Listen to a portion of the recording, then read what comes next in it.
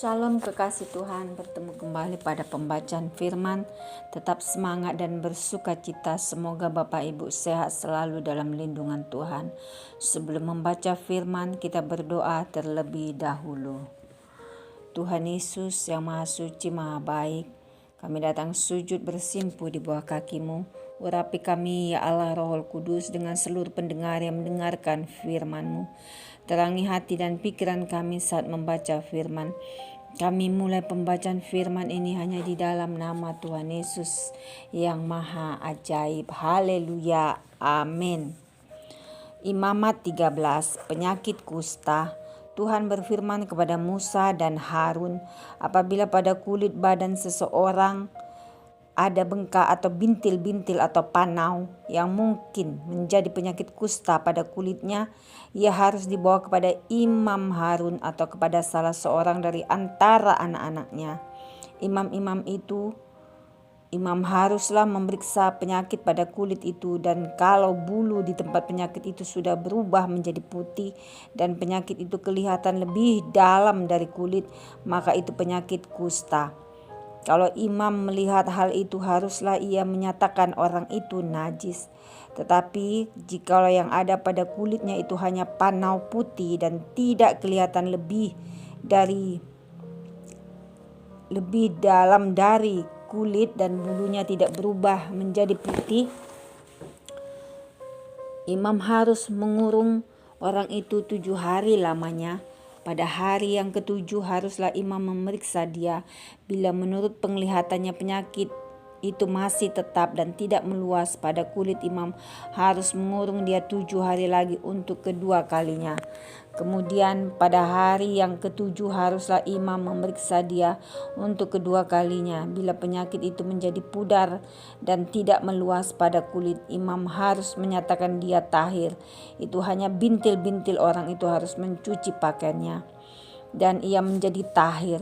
Tetapi jikalau bintil-bintil itu memang meluas pada kulit sesudah ia minta diperiksa oleh imam untuk dinyatakan tahir, haruslah ia minta diperiksa untuk kedua kalinya.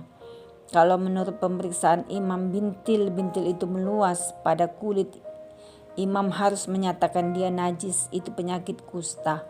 Apabila seseorang kena kusta, ia harus dibawa kepada imam. Kalau menurut pemeriksaan imam pada kulitnya ada bengkak yang putih yang mengubah bulunya menjadi putih dan ada daging liar timbul pada bengkak itu, maka kusta idapanlah yang ada pada kulitnya. Imam harus menyatakan dia najis dengan tidak usah mengurung dia, karena orang itu memang sudah najis. Jikalau kusta itu timbul di mana-mana pada kulit sehingga menutupi seluruh kulit orang sakit itu dari kepala sampai kakinya, seberapa dapat dilihat oleh imam, dan kalau menurut pemeriksaannya kusta itu menutupi seluruh tubuh orang itu, maka ia harus dinyatakan tahir oleh imam. Ia seluruhnya telah berubah menjadi putih, jadi ia tahir. Tetapi pada waktu ada tampak daging liar padanya, najislah ia. Kalau daging liar itu dilihat oleh imam, ia harus menyatakan orang itu najis, karena daging liar itu najis dan itu penyakit kusta. Atau apabila daging liar itu susut dan berubah menjadi putih, haruslah orang itu datang kepada imam. Kalau menurut pemeriksaannya penyakit itu telah berubah menjadi putih, haruslah imam menyatakan orang itu tahir. Memang ia tahir. Apabila pada kulit seseorang ada bara yang telah sembuh, tetapi di tempat bara itu timbul bengkak yang putih atau panau yang putih kemerah-merahan, haruslah orang itu minta diperiksa oleh imam. Kalau menurut pemeriksaannya panau itu kelihatan lebih dalam daripada kulit dan bulunya telah berubah menjadi putih, maka imam harus menyatakan orang itu najis, karena penyakit kusta yang timbul di dalam bara itu. Tetapi jikalau panah itu diperiksa oleh imam dan ternyata tidak ada bulu yang putih padanya dan tidak lebih dalam daripada kulit, malahan pudar, imam harus mengurung orang itu 7 hari lamanya. Dan jikalau panau itu memang meluas pada kulit, imam harus menyatakan dia najis, itu penyakit kusta. Tetapi jikalau panau itu masih tetap dan tidak meluas, maka itu bekas bara dan imam harus menyatakan orang itu tahir. Atau apabila pada kulit seseorang ada lecur karena api dan daging liar yang timbul pada lecur itu menjadi panau yang putih kemerah-merahan atau putih, maka imam harus memeriksa panau itu. Bila ternyata bulu pada panau itu berubah menjadi putih dan panau itu kelihatan lebih dalam dari kulit, maka yang timbul di dalam lecur itu adalah penyakit kusta dan imam harus menyatakan orang itu najis. Itu penyakit kusta. Tetapi jikalau menurut pemeriksaannya tidak ada pada panau itu bulu yang putih dan panau itu tidak lebih dalam daripada kulit malahan pudar, imam harus mengurung orang itu 7 hari lamanya. Pada hari yang ketujuh imam harus memeriksa lagi dia. Jikalau panau itu memang meluas pada kulit, maka haruslah imam menyatakan dia najis. Itu penyakit kusta. Tetapi jikalau panau itu masih tetap dan tidak meluas pada kulit malahan pudar, maka itu bengkak, lecur, dan imam harus menyatakan dia tahir sebab itu bekas lecur. Apabila seorang laki-laki atau perempuan mendapat penyakit pada kepala atau pada janggut, imam harus memeriksa penyakit itu. Bila itu kelihatan lebih dalam dari kulit dan ada padanya rambut halus yang kuning, maka imam harus menyatakan orang itu najis, karena itu kudis kepala, yakni kusta kepala atau kusta janggut. Dan apabila menurut pemeriksaannya penyakit kudis itu tidak kelihatan lebih dalam dari kulit dan tidak ada padanya rambut yang hitam, maka imam harus mengurung orang yang kena penyakit kudis itu 7 hari lamanya. Pada hari yang ketujuh imam harus memeriksa penyakit itu. Bila ternyata kudis itu tidak meluas dan tidak ada rambut yang kuning padanya dan kudis itu tidak kelihatan lebih dalam dari kulit, maka orang itu harus bercukur, hanya tempat kudis itu tidak boleh dicukurnya. Lalu imam harus mengurung orang yang kena kudis itu untuk kedua kalinya 7 hari lagi. Kemudian pada hari yang ketujuh imam harus memeriksa lagi kudis itu.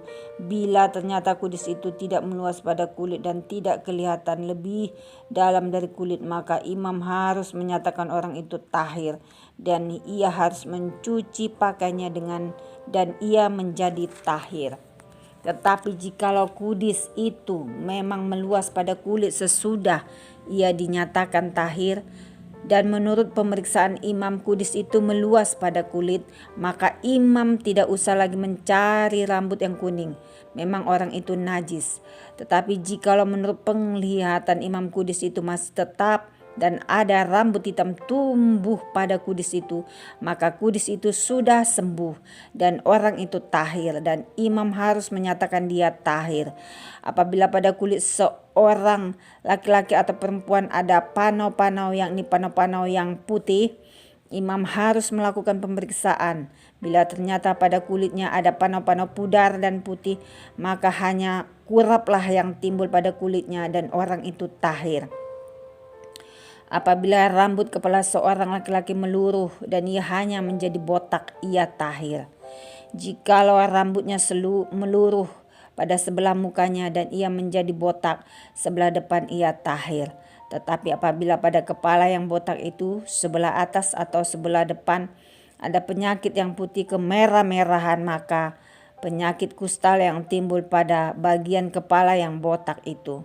Lalu imam harus memeriksa dia. Bila ternyata bahwa bengkak pada bagian kepala yang botak itu putih kemerah-merahan dan kelihatannya seperti kusta pada kulit, maka orang itu sakit kusta dan ia najis, dan imam harus menyatakan dia najis karena penyakit yang di kepalanya itu. Orang yang sakit kusta harus berpakaian yang cabik-cabik, rambutnya terurai, dan lagi ia harus menutupi mukanya sambil berseru-seru, najis, najis.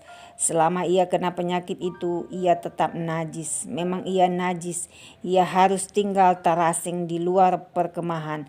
Itulah tempat kediamannya.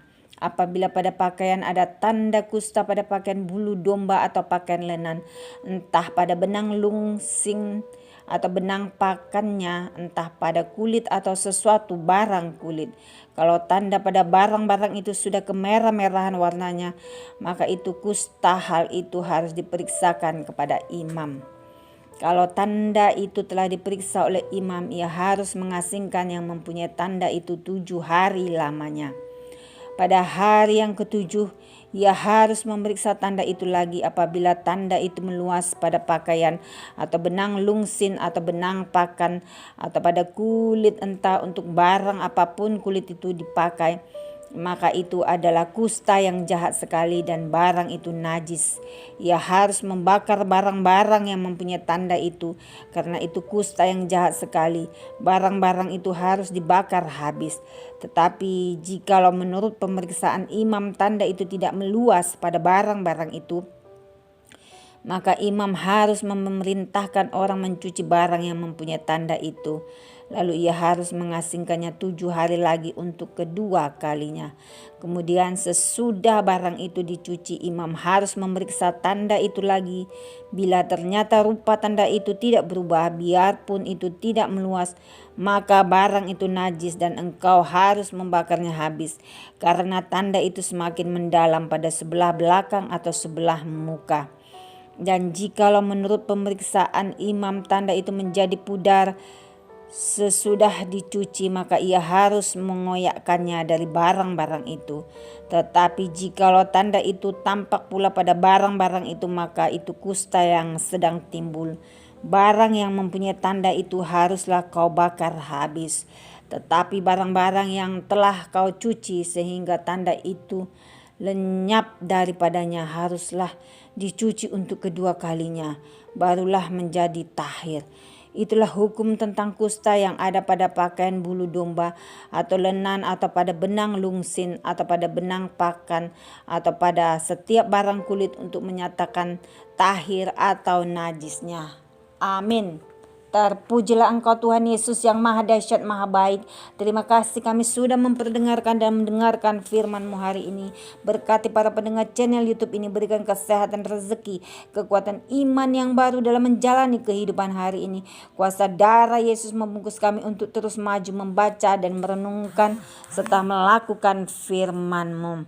Terima kasih Tuhan, Engkau Allah yang setia dan mulia. Terima kasih Tuhan buat kasih setiamu yang selalu Engkau tunjukkan dan Engkau menyediakan semua yang kami perlu. Haleluya. Amin.